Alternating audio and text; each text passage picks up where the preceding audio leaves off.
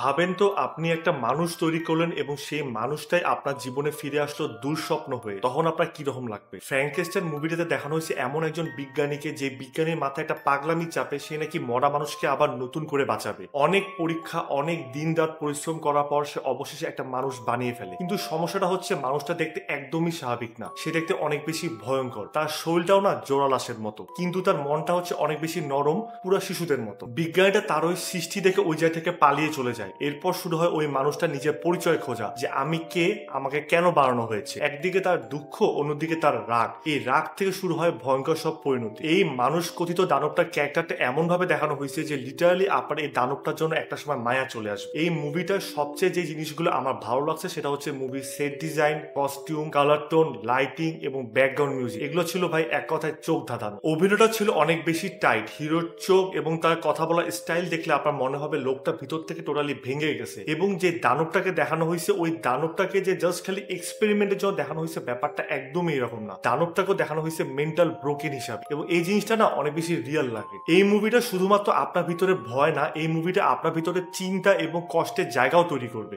এই মুভিটা দেখলে আপনারা বুঝবেন যে দানবটা অ্যাকচুয়ালি কে, যাকে দেখে সবাই ভয় পায় নাকি যে তাকে একা ফেলে চলে যায়। ফ্র্যাঙ্কেস্টাইন মুভিটার রেটিং যদি আপনারা আমাকে জিজ্ঞাসা করেন, দেন আমি আপনাকে বলবো 9.3 আউট অফ 10। আর হ্যাঁ ভাই, এই মুভিটা আপনার ছোট ডিসপ্লে বা ছোট ফোনের স্ক্রিনে না দেখে বড় ডিসপ্লে এবং সাউন্ড সিস্টেম ভালো সহকারে দেখলে এই মুভির ফিলটা আরো বেশি পাবে। But that's a hit.